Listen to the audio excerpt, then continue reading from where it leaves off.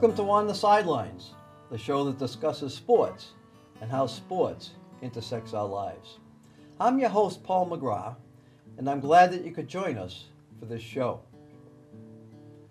We are fortunate to have two guests with us for the show, as we have yet another hockey coach with native Westborough connections, and we also have a Central Mass resident and longtime front office executive in minor league hockey. I am pleased to have as our guest from the Worcester Railers, Jordan Lavallee-Smotherman, the newly named head coach and general manager, and Mike Myers, chief operating officer of the franchise. Gentlemen, welcome to the show. Morning, Paul. Well, Jordan, we're gonna start with you. I know you were born in Oregon, but we're gonna make you a honorary or Westborough, whatever, citizen for the day or favorite son here. Can you just give us a little background on before you got into pro hockey, about maybe growing up in Westborough, wherever you grew up, and how you got involved in hockey? Yes, we moved to the Westborough area when I was 12 years old. We moved over to Westview Farms, there right behind the Yeoman Farms ice cream stand, over there off 30. And I've been here ever since. I mean, every off season, no matter where I played, Westborough was always home for me. I always came back. My mom is still here in Westborough. I'm actually currently this week staying at her place and dog sitting for her while she's out of town. So Westborough's been a big part of my life. I still play in the Westborough Men's League over at the North Star rink. I've got 2 softball games tonight down at the Haskell Street Field in the Westborough Men's League. And then, you know, some of my best friends are still in the area, and I spend a ton of time with them. So, yeah. And how about hockey? Did you develop in Westborough, or where did you go to? So the first team that I played for was the Triborough youth team. And that was a split season thing for me while I played for the Minuteman Flames out of the New England Sports Center for a couple of years. And then after that, I ended up going to school in Worcester. I went to the Bancroft School for 3 years before heading up north to play some junior hockey in Canada. So why hockey? Family, or just enjoyed? How do we get into hockey? I mean, my early years were spent in Binghamton, New York, where they had an American League team. They were the Binghamton Whalers when they first started. Then they were the Rangers, and we just got hooked on the games. My brother started skating and playing when he was 4 or 5, and I just needed to do everything that my brother did. So I got into it, and that's where it all began. Okay, and Mike, you're from the outer belt there in Washington or somewhere, but you've ended up here. Can you just give us a quick background on Mike Myers? Everyone thinks of Mike Myers in Canada, and we got the real Mike Myers here. Well, I landed in Central Mass when I went to Assumption College, now Assumption University, way back when, a few years ago, and really never left. I spent some time in the Boston area. We lived in Newton for a little bit, but I've been in Worcester since '05 now as a resident. So, but started a business in Worcester right out of college. I spent 11 years kind of getting that going, painting goalie masks, designing goalie masks, and then shifted over to the pro sports side of things when the Worcester Sharks came into town, and was the only employee really from start to finish. So nine years there, and helped move the team out west, and then was lucky enough to meet our owner, Cliff Rucker, and get things rolling back in 2016, and started the Railers, and so you really got into hockey operations. I mean, were you on the hockey side or the administrative? Or so it's taken me wear many hats, I suppose. Yeah, it's taken me a long time. I've done everything from I didn't take a traditional path of sports management classes in college or anything like that, and I was really trying to pursue a career with my psychology degree and maybe use my art a little bit, and hockey just sort of stuck. It was that sort of underlying theme always, and when the Sharks opportunity came up, I was assistant coach at Assumption at the time, and I did want to be on the hockey ops side of it and wanted to continue in the coaching, but the opportunity to be involved in the pro team was too good an opportunity at that time, and I felt like I'd find my way there eventually, which I think it's taken me. I've overseen hockey departments and hockey ops, but now I've got a little more involvement in it in this current role, and but I still am officially still part of the front office. So it's never been a straight path, but I've found my way there, eventually. Yeah. Jordan, you've been in the game or playing, based on what I see, for about 20 years. Seems hard to believe. Starting with Quebec and ending NHL, AHL, EIH, ECHL, EICH, Sweden, Denmark. I mean, you've seen it all. Yeah. I mean, yeah. No, I've been everywhere. I've played a bit of hockey everywhere. Honestly, I mean, the opportunities that it gave me were amazing. To be able to travel the world, make the friends that I did all over the place, was an absolute privilege and something that I will forever be grateful for. Yeah.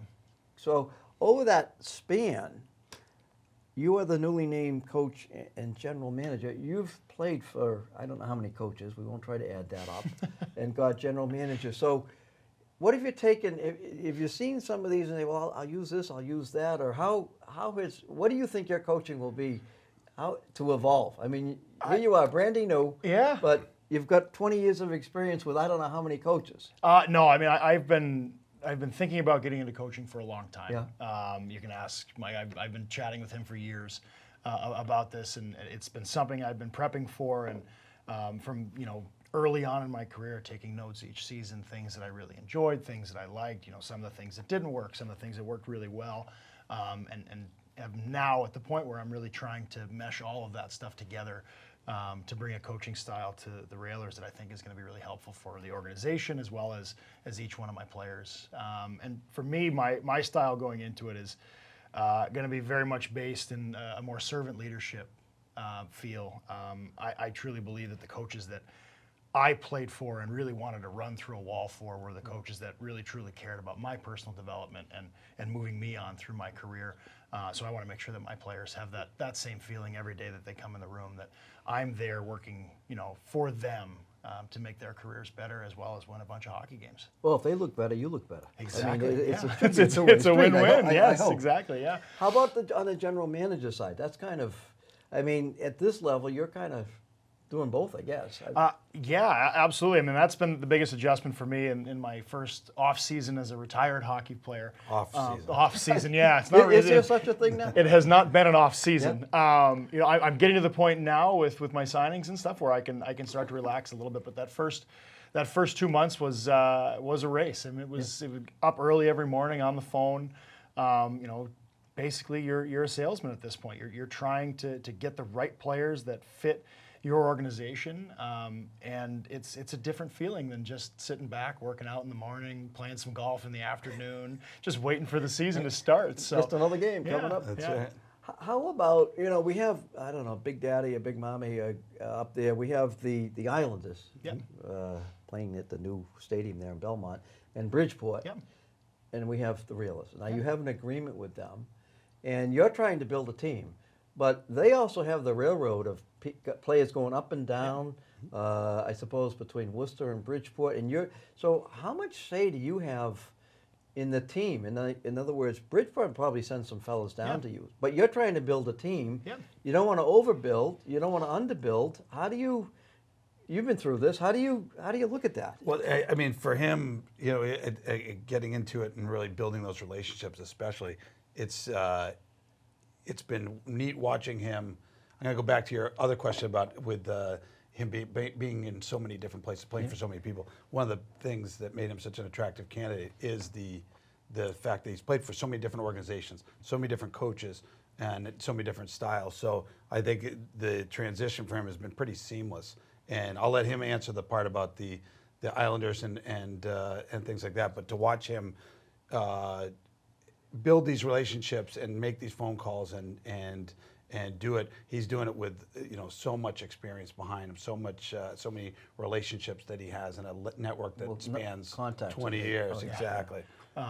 No, we have a good relationship with our affiliate. They sent us some very good players last year that were super helpful, and every year we get a couple of guys like that come down that can really help the organization and help us win hockey games. And it is a bit of a juggling act in the summer. You have to recruit, not necessarily knowing what pieces might be sent to you, but they give us a general idea of what to look for on our end, what they might be sending us on their end. And so for me, it's just about finding the right guys to fit the ECHL contracts that these guys from Bridgeport, when they come down, can complement, and our guys can complement their games as well. It is a challenge to not over-recruit. I've been really big on being very honest and upfront with my players throughout the summer about where they stand coming into training camp, because as a player, that can be the worst feeling that you can have, is you go into a camp with certain expectations and you just get the rug ripped out from under you. And it's tough because I don't know if I'm going to get 5, 6, 7, 8 guys sent down from the American League. So, well, that's the key. And then you've got an extra 5 guys you got to put on the bench. I suppose, do you have to play them? When they are sent down, do you have to play them? That's the toughest question in this league. Yeah, to a degree, yes. They with an affiliation agreement like that, they do want their players playing. Well, they want them to develop. Yes. But you want to win a hockey game because you want more fans, and fans like winning teams. Right. There's give and take with that. They, in all honesty, will get the first crack, and that's the way that the system works. I mean, even from the NHL down to the American League, it's the same thing. When they send their guys down there, their guys are going to get every opportunity at first, and then if it gets to that point where those guys might not be, outperforming the guys that you have there, that's a conversation that you have to have with your affiliate, that you might need to sit a guy out, or you might need to make an adjustment somewhere, because at the end of the day, as a coach, and for my development and for the team, we have to win games. Yeah. So we need the best players on the ice. So it is, I mean, in all fairness, those first chances, they do go to those guys, and they may get an extra chance or two throughout the year to prove that they deserve that spot. But it is really about winning hockey games. And I'll say that we deal with Chris Lamoriello with Bridgeport, and the one thing he's always said since they came in and became involved is, this is your team, these are your decisions. Obviously, he wants his guys played, but he understands those decisions. So, if Jordan goes to him and says, listen, this guy's been struggling, or, he's been -3 every game, and he's better off watching up here. And sometimes that works. I mean, it does, yeah. Some guys can see what's going on. We had a couple guys last year that, we had one guy, every time he sat out for a game, he came back in and scored the next night, which was, I don't know if that was a good thing for him or not, but that happened to him 3 or 4 times. So it is, I mean, and the biggest part about running a team in this league, especially where guys are developmentally, is it's really understanding your players and how to coach them, what they need to be successful, how they need to be coached to be successful. And so you're going to have your guys in your room that you can be tougher on.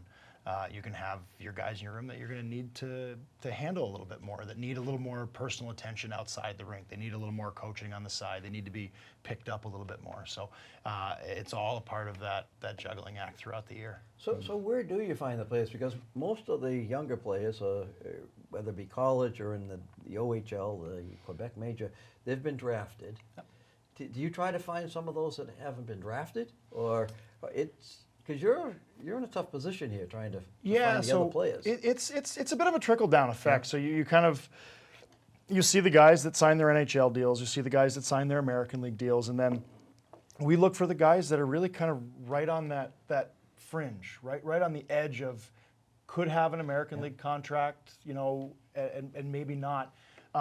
And for me personally, I'm looking for guys with something to prove.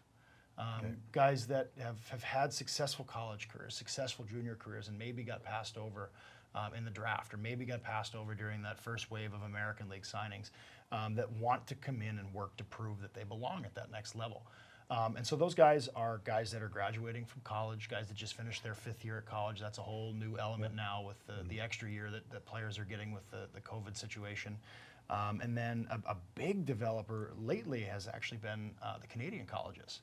Guys because they really didn't have much of an emphasis back when. Yeah, and that hockey has really taken off, especially as of late. They've created that U Sports League, and it's all the guys that went through their junior career and have said, oh, well, I want to get an education now.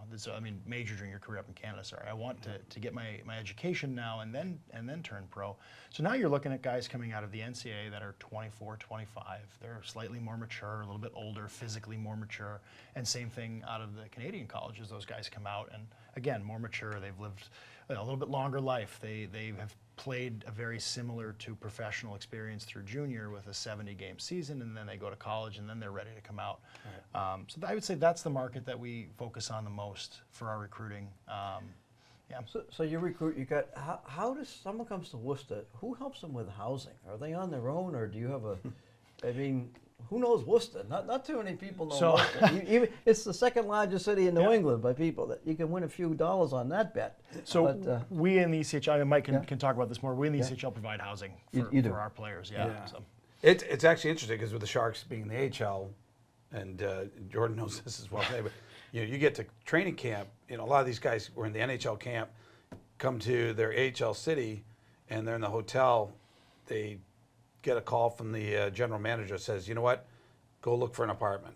Start looking. You're going to be here. Kind of, that's the long and short of it. So they end up scrambling. So we had some relationships with different apartment brokers that would help them and sort of help them navigate the landscape, which is becoming increasingly more chaotic because it's a college town, and we play during during the school year. So that timing is not great for us rent wise, and rents are going through the roof. Exactly.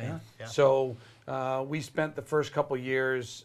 We had apartments over at the Edge, right on 290, the old Osgood building. right down. Neat setup. It worked well, but our cost of housing was second in the league, and that's not great for the economics of a minor league hockey team. So we started looking at other alternatives, and when with Becker College closing, there were a number of properties that became available, and we actually took an old Victorian mansion and converted it into team housing. So I'll actually be over there right after here to talking about some of the renovations we'll do. It's ongoing, it's evolving. And that houses a good portion, probably about half the guys. And then we have some older guys that will live. If we have family housing, that there's certain stipulations we have to provide for guys that have a wife or kids, and so there's different levels of housing we can provide. But yeah, that is one of the big challenges. But it's certainly easier on the players at this level. They come in, everything's taken care of for them. They don't have to worry about rent, cable, heat, hot water. Everything's you come covered. into a town or city, I don't care where it is, that you don't have any idea which section do I live in. Just the good, the bad, and the ugly. And you could be in a country that you don't speak the language, whether it's a French Canadian coming here, or a Czech player, or an American or Canadian going over to Denmark. It's there's a number of different challenges when you go into these cities and have to find housing. So team housing makes the most sense for our guys, for sure. And I'll say my time in the American League, some of the cities I lived in, you get to Chicago. My first year, I wanted to live downtown. My third year there, I wanted to live downtown. I rented a place, and one morning I walk out and I'm looking, there's some graffiti on the wall, and I end up watching a documentary like 2-3 years later, and it's like a Latin Kings gang sign that's on the wall outside my apartment. I'm like, wow, I'm really happy I survived this experience. You survived it. Yeah. We're talking about the different players maybe on the edge, and I look at the 2005 NHL Draft. Number 144, drafted by the Atlanta Thrashers. Right here. Yeah, that was me. Yeah. Number 1, guy named Sidney Crosby. Yeah. He was right behind him. Only 143 people behind him. Number 22, drafted by the Toronto Maple Leafs, was a guy named Tuukka Rask. Yeah. And but number 232, the last player drafted, was a fellow by the name of Patrick Hornquist, who has now played, close to 900 games. Yeah. You never know, do you? You never know. Yeah.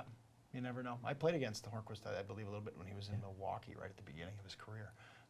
Great player, and again, last pick in the draft. Last pick. You never know. And at the current draft, Martin St. Louis, if you saw the draft, got up there and said, "I've never been to a draft before," because nobody drafted him. Yep. And well, that was, so I got drafted that year. That was my second draft year. I was supposed to be drafted in 2004, and I went through the draft unpicked, so I do know that feeling a little bit. So I was, technically picked, 380 something after. So yeah, I ended up going through, and that was a great learning experience for me not being drafted. It did exactly what I'm talking about and what I'm looking for in guys. It gave me something to prove. A little chip on his shoulder, a little motivation. Yeah. Well, one thing you can do, I can look at numbers, I can look at stats, but how do you measure desire? And it's tough. I mean, especially maybe you'll have, Because you might even talk to these guys or see these guys, or do you talk to them? How do you? I have don't know if you interview lengthy conversations with every player that we sign, Yeah. as well as multiple kind of background phone calls to previous teammates, previous coaches. You'll find that in the hockey community, it's very easy to get information on players. It's a small world.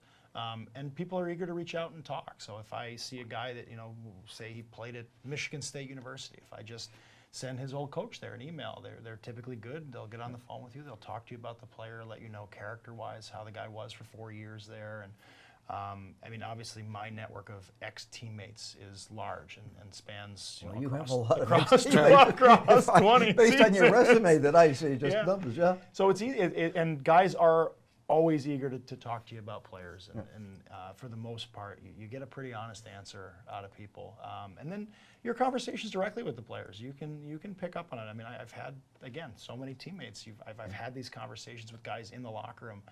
I know what to listen for a little bit. There are certain things that you cue in on, and we just signed a guy that I talked to the other day, and those were his exact words. And we got off the phone, and he goes, "And I need you to know, Coach," he goes, "I'm excited to play for you because I absolutely have something to prove this year." He goes, "I had a slow start, but I am out for vengeance this year." And I thought, wow, I'm really glad I just signed you to a contract, because those are the words I need to hear. And I think to just add to what he's saying, it's so important at this level to find guys that have the passion to play. They really they love playing. I met Jordan here in Westborough. We played at the North Star Youth Forum at the Thursday Night League against each other. He lit me up a number of times. Probably why I quit. Is that how you met him? That is the first time we met, yeah. I probably gave him a puck. I said, here goes. Thanks. It's important to find guys that have his type of fire to come back and play and really want to go through the rigors of an off-season training, preparing, getting ready year over year, when the paycheck might not be as big or the glory may not be as visible to the general public. They want to do this for the love of the game. It's a fun lifestyle if this is what you want to do, and a lot of the thinking with bringing him right out of the locker room and into the head position is that he has been through all of these things that these kids are doing. He's seen their path. So he's also played with guys that did it for a paycheck and maybe checked out early, first off the ice, last to the locker room, those type of things. So he, I think, has probably the best sense of, this is a guy that's going to fit in our room. This is a guy that's going to fit in my style of team that he's putting together. So that, I think, is a huge part of why he has this job, and we think he's going to be wildly successful, because I think he has that base knowledge of all these guys that can read these players, and it's so important and it's critical at our level, because you get the wrong guy, it's not the right fit, and we got to move on quickly. I was watching a documentary on Derek Jeter the other night, and he was the number 1 draft pick for the Yankees in 2005, I think it was around. No, it was in the 90s. Anyway, he was their first pick, which was a 6th overall. And his first year in the minor leagues was terrible, but he had the desire. Yeah. He said, "I'm going to improve." And look what happened to Derek Jeter. But you don't know, but he had it. Yeah. And that's, how do you measure it? I don't know. Talking about dollars, is in the ECHL, is there a cap, or do you guys have your own budget? Because you're at the lower end here. It's a combination. So we will have our own budget, but it's a salary cap league. So you have a weekly salary cap that you need to be under each Monday when you send in your roster. Yeah. Oh, you do that. So is there a one-way, two-way for Bridgeport, or how does that work when it's the Bridgeport fellows come down? So the Bridgeport guys, when they come down, there's an agreement with the league that they count towards our salary cap for a certain number. Oh, they do. And that's and that's standard throughout the league. But who It's on a pays that? two-way contract. Who's paying their salary? We the Islanders will pay their salary. Yeah. We get we basically we do a reconciliation. So after each month, Yeah. and it's prorated. If a guy's there 7 days, he gets X amount. If he's there the whole month, it's the full amount. Yeah. So, but luckily it's league minimum for those guys. So we just reimburse league minimum back to back to the organization. I'm glad to hear it. Sounds like you're keeping the accountants busy. Which I got to keep the accountants busy. Well, They work hard. They work very They work very hard, yeah. Yeah. Especially last year with 75 different players coming through the yeah. organization. we had So- the most transactions in the league last year, and we're hoping not to relive that. Yes, yeah. You know, it's All the- best. I would prefer not to relive that in my first year, Yeah. that's for sure. Yeah. Jordan, you've been on some championship teams. You started with the Memorial Cup you won with the Quebec Ramparts, the Calder Cup with Chicago, and then the EIHL Cup, the Belfast Giants. I had to look up EIHL. I thought it can't be European. It's the elite Yes, ice hockey. Elite Ice Hockey League. Elite, yeah. I mean, so you've, I don't know if anyone has a record like that. You've won 3 cups. Yeah, I've been very fortunate in my career to play on some good teams, and very early on. I mean, my last year of junior, I got to win a Memorial Cup. My second year of professional, I got to win a Calder Cup. Even the year before that, we lost in the conference finals. We came up against a very hot goalie in Hamilton and Carey Price, who we had pulled in the first 2 games, and then he gave up 1 in the next 3. So that was that experience. But I've been very fortunate to play on some good teams, and I have been very fortunate to experience that winning feeling in multiple countries and at multiple different levels. I got to win a championship in Sweden as well, which was a lot of fun. Playing in Belfast especially was incredible. That's an incredible community, and Mike can talk more about that. He lived there as a kid back in the day and skated in the practice rink that I played in over there. I think there's connections everywhere somehow. Hockey has a very weird way of overlapping. Yeah, Belfast has been a neat connection for us, and actually when we first started talking about bringing him back to become part of the Railers, he was calling me from Belfast, and my dad had worked in the Foreign Service, so we spent my high school and early college years living over in Belfast. I was over here. I'd stayed at a boarding school so that I could continue playing hockey, but I played there, and I worked in the practice rink. Was my summer job. I was a skate guard there, so yeah. Yeah, and that community is, for me, that was a very special place to play and a very special place to win. The history there with the Troubles in Belfast, they provided a very interesting avenue for this team to be created. So the team in Belfast was actually created out of an effort to kind of join the 2 sides of the conflict and give them something that, soccer and Gaelic football and all those some things. common ground here. Yeah, they all had some sort of religious tie behind yeah. them, and hockey was a completely new sport for them. They picked teal because that color had nothing to do with No orange, anything no else, green. Nothing, yeah. Yeah. And it's funny because we won that championship in Belfast, and I come out after the game, and there are 2 grown men, probably in their 50s, maybe early 60s, who are in full tears. After we win our first cup, and I start talking to them and ask them, why does this mean so much to you guys? And they look at me and they say, you don't understand, 25 years ago, I would have been trying to fight this guy standing next to me. I would have been trying to kill this guy standing next to me. And now, every Saturday night at the SSC Arena in Belfast, we sit and we have a pint together. Your buddies, yeah. Yeah, and so that experience, especially winning there, was one of the coolest experiences of my career. Now, you were in Belfast, I think, when the pandemic started, right? What Yes. did you you ever get back over here, or what happened? I got back very quickly when there were talks of shutting down borders and flights being canceled. We were supposed to have a game on a Sunday afternoon. I was on a flight on a Sunday night. They canceled our season that Saturday morning, and I had booked a flight that Friday with 48-hour cancellation just in case they did cancel it, so I could get out of there. And that was a quick pack up and go. I was on a 2-year contract. I was actually planning on spending the summer there, traveling around Ireland. I had bought some furniture for my apartment. So I had to sell all of that in like a day and a half and get out of it. That was a mad rush home. Yeah. Yeah. And Mike, for you, I mean, there's no experience on running a business during a pandemic. No. And all of a sudden, you're running a hockey team during a pandemic, or trying to. Yeah. There's no book. There's no book. No, there's certainly no playbook. And, we were very lucky to have an owner like Cliff Rucker who said, we hadn't even gotten out of March 2020 at that point. He said, listen, we're going to keep this staff full on. We're going to get through this together. and knowing that there was going to be no revenue, we lost 7 home games at the end of the season, which is a significant, portion of our revenue. And we made it through the summer, and as if we were playing the next that next season, and we spent 1 day a week on a COVID protocol call with the league. That we did these. It was amazing. I hats off to our league for really getting together with the players union, the owner, our board of governors, and really coming up with a plan to get the season underway. We ended up playing with 14 teams. The league did. Our division, unfortunately, decided to bow out.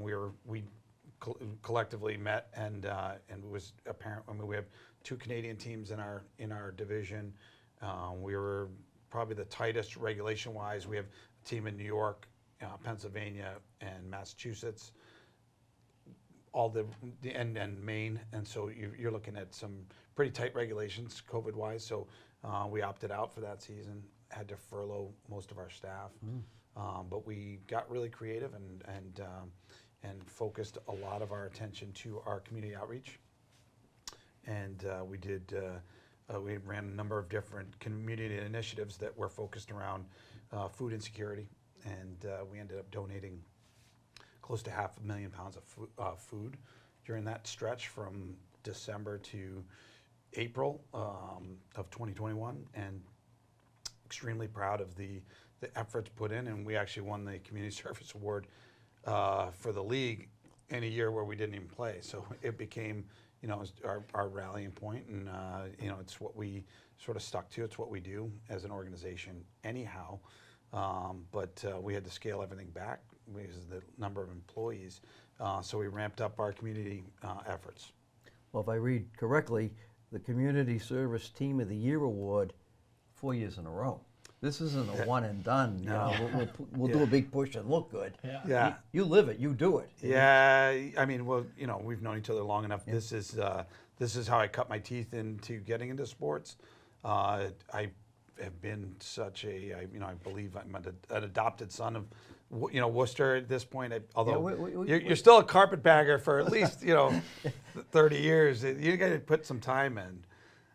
But I truly believe, similar to what Jordan was saying about the Giants in Belfast, when you have that, when your go-to is your community efforts and your outreach as a team, I think the community responds and reciprocates, and whether it's sponsors or the superintendent of schools at the different towns, when they see the efforts you're putting in for their kids, for their community, I think that it just endears your team to the community at large, and you feel it. They want you to win. They want you to succeed. They want and it's a tough market for minor league sports. We're in a major league market, right? You got the Bruins, you got the Patriots, you got the Celtics. I mean, this is not Toledo, Ohio, which they can they have their one team, like they that they kind of can rally around. We have so many things between college sports and all these other things that we have to do things to differentiate ourselves from just another minor league sports team. We want to be special to our community, and we have a number of different community initiatives and educational outreach programs that really do make a difference in the kids' lives. Well, I think you do, but the one thing you have that the Bruins, Red Sox, or whoever don't have is affordability. Yeah. And you're watching you're watching professional players. I mean, that's, you bring a young child to a game, they're professional players out there. Get an autograph or whatever, they're happy as anything. Yeah. And you work the community, they want to go to the game. Parking, driving. Yeah. That's big. I mean, and Worcester is on such an upswing, and Central Mass in general, with the greater Boston area, and the cost of living just jumping over the last 10, 15 years. Worcester has already been on a push, a renaissance, whatever you want to call it. But whether it's the Woo Sox coming in and having Polar Park there, or the Fidelity Bank Worcester Ice Center, which we built, as we started the Railers, there is an influx of traffic from, incremental traffic. People from, the boroughs. We always talk about, Westborough, Northborough, Southborough. A lot of these towns have sort of turned their back to Worcester and faced Boston. They entertainment, I'm going to Boston or whatever. Now that's changed. A lot has really changed, and there's so many great resources, whether it's restaurants, theater, sports teams, you name it. We have it. Concert venues. Concert venues. Sorry, yeah. That one, Well, let's talk about your owners. I mean, Cliff and Susan Rucker, they don't only talk the talk, walk the walk. It's not only the Railers, they're also investing in Worcester. Yeah. I mean, you're talking about a renaissance. Yes. So it's more than just the team. So, I met him, like I said, I met him in December of 2015, and, I've seen a lot of people come into Worcester and sort of on a white horse, and, here I am, I'm here to storm the castle or, make my mark, and a lot of people can sort of talk the talk. This guy has walked the walk. I mean, he embraced, Tim Murray really took him around and showed him some of the opportunities that were out there, and he is, for good, bad, and indifferent. I mean, he's gone after different, properties and things with a strategy. Actually, it started with he wanted to bring a hockey team to make a social impact, and that was stage one. But he now he has an apartment above what's now Off the Rails, which is a country music bar and music venue. He's built off the back of that. He's a part owner of the Palladium, and he started doing outdoor concert series because he bought the parking lot and the whole city block behind it. And obviously the Fidelity Bank Worcester Ice Center was a huge piece of something where he really put a stake in the ground in the Canal District. And quite frankly, Polar Park, which is 2 blocks away, I don't think that doesn't happen if that building's not there. It's all contiguous. Yeah, and he bought the parking lot across the street, and what was Compass Tavern is now the District, which is a wood fire, restaurant, and so you see all these different things happening, and he's got other properties he's purchased as well. He really believes that activity breeds activity, and he's created a lot of activity. Well, that neighborhood has changed. The Fidelity Bank Ice Center, I remember I can go up there on the second floor and look out between Winter Street and Temple Street. There's a parking lot, and that was St. John's High School. Yes, it was. My high school. And so I'll be up there and I'll look and say, well, that was St. John's High School. But you know what's still there? What's still there? I said, the cafeteria. And I said, what? The cafeteria is right there. They said, what are you talking about? The cafeteria. Oh, the truck. No, it was the schoolyard. We ate out in the schoolyard. Yeah. It didn't matter if it was 100 degrees or 0 degrees. But wasn't there a food truck? They would bring a food truck in. Yeah. They would bring a food truck in. I've heard that. And I think you were there. They had a mass for us when they were going to tear it down. They gave us a brick. Yeah. And we were in mass, and it was pouring. And they said, well, what are we going to, and they were going to have the hot dog truck for us. Yeah. And they said, what are we going to do with these guys, because it was pouring. And they said, let them eat out there. They're used to it. But the rain stopped. The good Lord stopped. But and then you gave us a tour of the facility because it wasn't even complete then. That's correct. But, I mean, and again, to Cliff's sort of credit and vision, we looked into that for being converted into player housing. Yeah. But it had been there was a lot of deferred. We'll call it deferred maintenance, but there was a lot of neglect there for a while. So yeah. One of my old test papers might have been. Yeah, exactly. So we figured it was and it was not cheap to knock down either. There were a lot of as you can imagine different things that had to be done a certain way. It was a historic building, so that came into play as well. Yeah. So it became a very expensive parking lot, but well, I have memories of that. Yeah, exactly. And but I think even things like doing the brick donation to the alums and holding events like that. I think those are the way that Cliff has gone about the acquisition of certain properties and really maintaining the integrity of what they are and what they mean. Like the Palladium is such a big part of the city's history and music history. You don't just take that and change it into something different. He's had it evolve, and he's done a nice facelift to it, but not really changing what it is, but just enhancing what's there and providing more opportunities for different bands and I think things. it's great. I want to go back a little bit. One of the things I've talked about this before. I'm a photographer. I like to take pictures. Yeah. And you let me in, and we'll take pictures. I know of fellows, and then we'll blow them up and auction them off. Get a few bucks, a couple of bucks. But a couple of pictures that have not been auctioned off or even seen. We're going to show them right here. A fellow that played for the Providence Bruins. I took those pictures back in the day. First one, the one on the left was here in Worcester. You're playing, needless to say, the Sharks at the time. And the one on the right, you were playing Abbotsford back in the day. Yeah. And I know my photographer friends at the newspapers and the Garden tell me the one on the right's a terrible picture because I don't have the puck in the picture.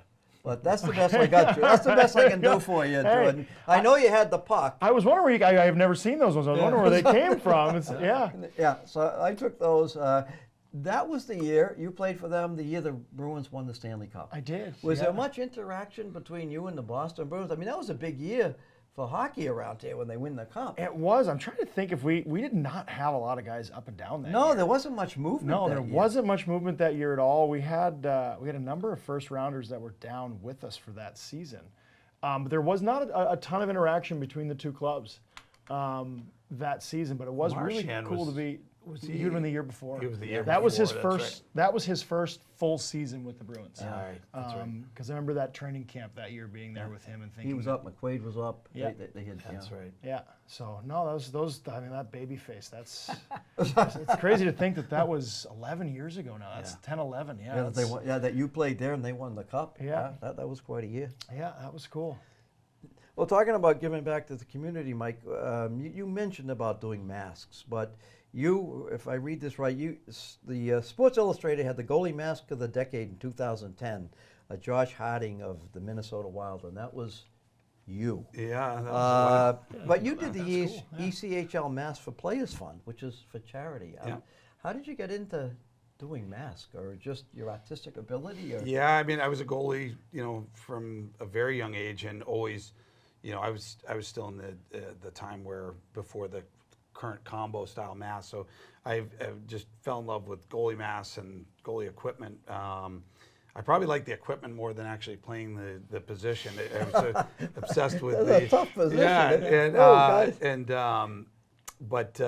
was and was always very artistic as a kid, and just it became actually the conversation actually happened in Westborough. I was with a fellow goalie, and we were doing a morning skate. We used to do a skate with a bunch of pro and college guys, Eddie Campbell and Scott Young. Sean Heafy would be in town sometimes, and in the off season, Shane Toporowski. All guys that a lot of them still live locally, but we'd do these morning skates. And the other goalie had his own business, and so he was free in the morning. He could make his own schedule, and he literally came to me and said, "Hey, you painted your college mask. If I bought you the materials, could you paint mine?" I said, "Yeah, sure." So we researched it, looked into it, and that was the first time I'd ever picked up an airbrush and figured it out. And I painted a mask for him, myself, and another guy, and we sold the other one. And he goes, "We should make this a business." So he built a room for me in his house. Downstairs in his basement. His wife kicked me out about 30 days later once the smell went up to the kitchen, and I started renting a space over in Worcester on Webster Street, and outgrew it about 6 months later, but stayed there for 11 years.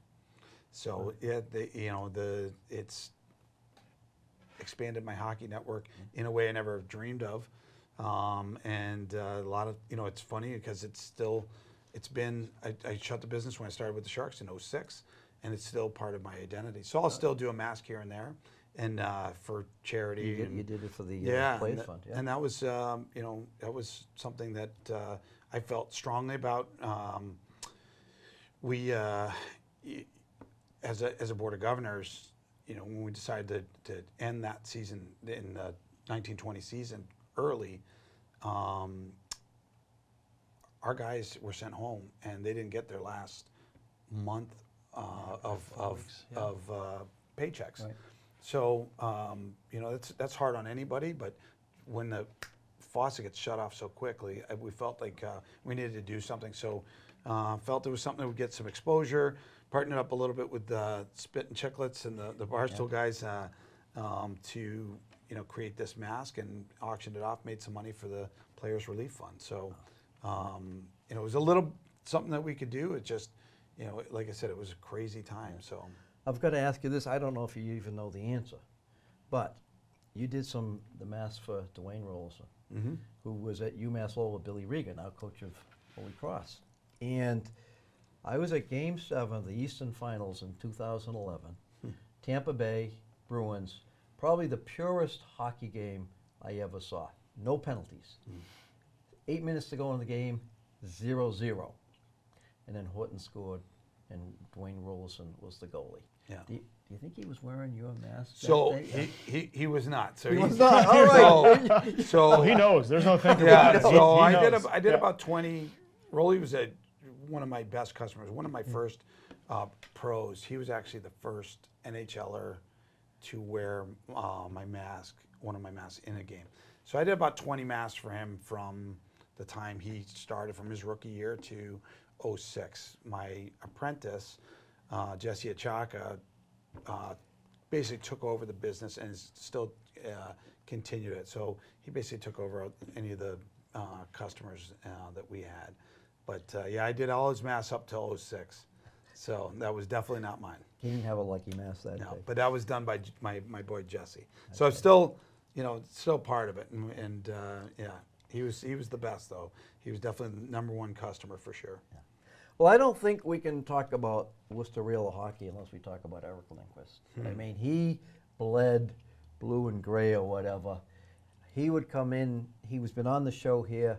He would fill up the studio. His personality, when he went into a room, he was the room. He took over. He'd come to Westborough Rotary Club and talk. The first time he was talking about everything but hockey. Eric, we got to talk about hockey. And you shut up. Everyone was happy listening to Eric. Just mind your business. You got to say something about Eric. I mean, he was Worcester Railers hockey in the Sharks, but he was. He was a very unique personality. Obviously, one of my closest friends. I went out to Game 5 of the Stanley Cup Finals in San Jose when he went out with the Barracuda just to talk about. Well, I went out there to watch the game, and he found a way to get us tickets, and free, of course, and in classic Eric style. But that was when we first started our conversation about him coming back. So it was nice to just be able to bring him back and for him to sort of rekindle all those great relationships. Certainly the biggest personality in any room, and really helped. I say this all the time, but when Cliff asked, what role he was going to be, or who, trying to explain, how he would fit. Just hire him. And I'm like, you got to trust me on this one. And and Eric made it clear that if he came back east, he goes, I'm not going to wear a suit.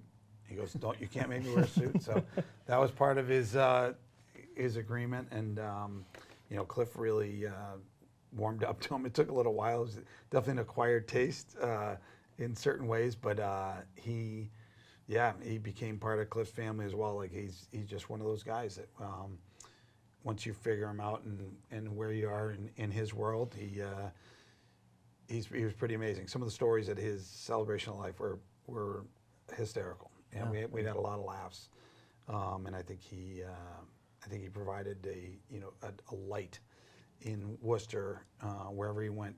People just felt like the night was more exciting, the game was more exciting when he called. There's just so much that he brought to it. So obviously, some people will miss very much.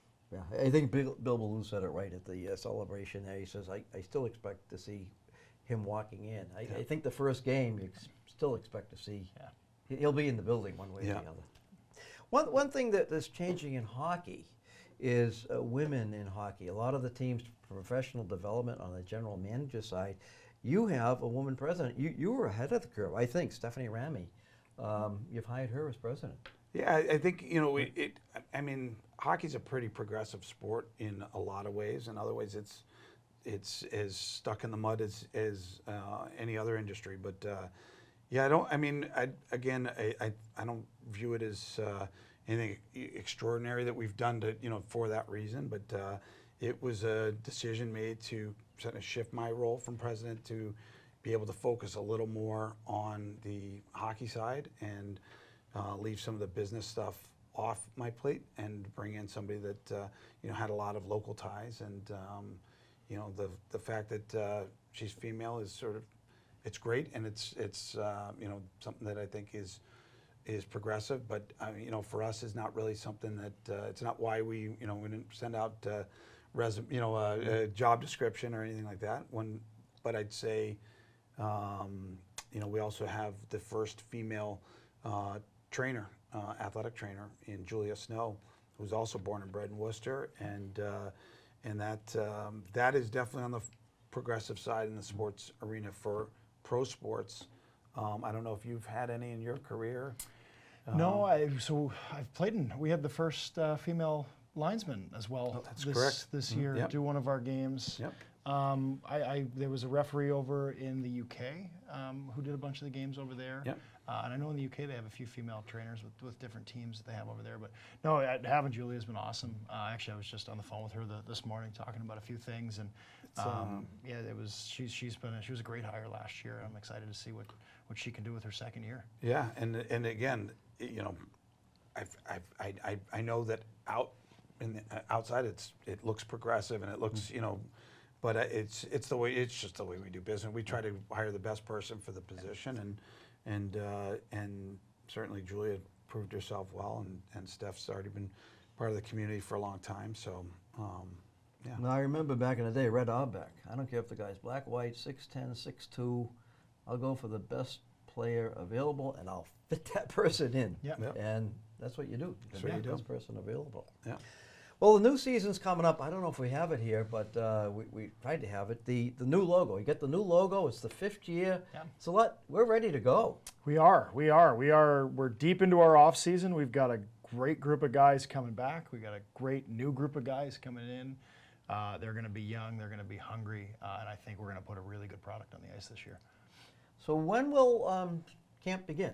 And do you have to wait for the other teams to finish their camps, or you guys get your guys ready to go? So we're well after the NHL camps Yeah. finish up. I know the American League camps usually start like a week before our camp will start. So we are October 9th, I believe, is going to be our first team meeting. Mm-hmm. We'll have some guys trickle into town starting the week before that.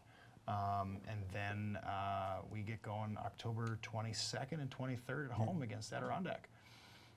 So you'll be ready. There's our new logo. Yeah. It's, You like that logo? I think it's pretty good. All right, thank you. It's like, I don't know what it's supposed to be. It's like the V in the locomotive, ready to go down the great They're road. actually railroad ties, right? So they are Yeah, railroad yeah, ties yeah. put together. So, you know, one of the things I've always tried to keep as part of my role is some of the design elements. So I've Yeah. designed all our logos. So that's one of the logos I put together. So yeah, those are two railroad spikes. Well, you would have never made one for me. You know what my name for when you guys were starting up and had a name card? You know what my name was? What's that? The Deckers. That And that is because I grew up in The a three. triple I grew deckers. up in a three-decker. Yeah. And when you check somebody, you deck them. yeah. All right. Yeah. But that didn't go to you. Would Well, you know, it's funny. I just had a conversation about, you know, if we were a minor league baseball team, would we have picked a goofier name? And you know, that we have a new team, the Savannah Ghost Pirates, coming into the league this year, and it's a neat name. And I say, yeah, some of the ones that came in with triple deckers, canal diggers, things like that. So yeah, that's I remember we had some pretty creative input when people were, you know, on our social media telling us what to be. Yeah. I'm sure you had a lot of input. One thing that we have now in sports, it's in the NHL, not EO level, but every team has to play everybody. Mm-hmm. So do I care about seeing Phoenix? I really don't. Do I care about the Bruins playing Colorado? Well, it'd be nice to see them, but I'd rather see them beat up on Montreal 3 or 4 more times. I like the rivalries. Yeah. and you have what they call the Rivalry Cup, because you play these teams more. And if we can see, there's a picture. There we go, Jordan. Yeah. The Rivalry Cup. I think it's a great idea. Can you just give us a little bit on that? And was that an Eric idea or yours, or who are we going to give credit to here? That was actually VIP Tire in Worcester, and that's Jay from VIP Tire. Really wanted to do something. They had locations in Portland, Maine, and in Worcester, and wanted to do something that involved both cities and both teams. And so, out of that came the VIP, Rivalry Cup. And I mean, I would say that I hated playing Maine. I hated Maine. By the end of the year, we played them so much, it was just natural to. Well, I think it breeds the rivalry. I mean, it does. And you need that in hockey, because it is something that has slipped out of the game a little bit. Yeah. You think back to like the mid 2000s, like the Bruins Montreal games when they played each other. Those games were violent. They were fast. There was passion behind it. You don't see that as much anymore. Well, look at the I just watched the documentary Unrivaled with Detroit and Colorado. Yeah. I haven't seen that. that. You have Yes. That is must watch. TV. And so for us, I mean, we play anywhere from 14 to 18 times against some of these teams in our division. Yeah, it's 8-6. That was the series. Yeah, so 14 against those yeah. guys, and like I said, the more you see a team, the more you can't stand the guys you're playing against. Yeah. So no, that was a cool addition. That was a funny moment, because I'm just a big. My theory on trophies during the season is, until you win the big one at the end, you don't. So he didn't touch. You don't he didn't touch grab him, the- and he was so confused as to why I wasn't going to take that trophy. So it was, yeah. Well, you That's did a good hilarious. job. Yeah. Well, gentlemen, I want to thank you for coming down. October 22nd, 23rd. Yep. Yeah. First game, a lot of promotions, a lot happening. Yeah. So, Big opening weekend. We got a lot of things planned for it. It's going to be a lot of fun. Awesome. Okay, well, we're ready for hockey. Mike Myers, Chief Operating Officer. Jordan Lavallee-Smotherman, Coach and General Manager. We want to thank you for coming to On the Sidelines. And this is Paul McGrath saying, thanks for watching. And we hope to see you next time at the game. And if you're not in the game, we hope to see you on the sidelines. Or maybe at the DCU Center.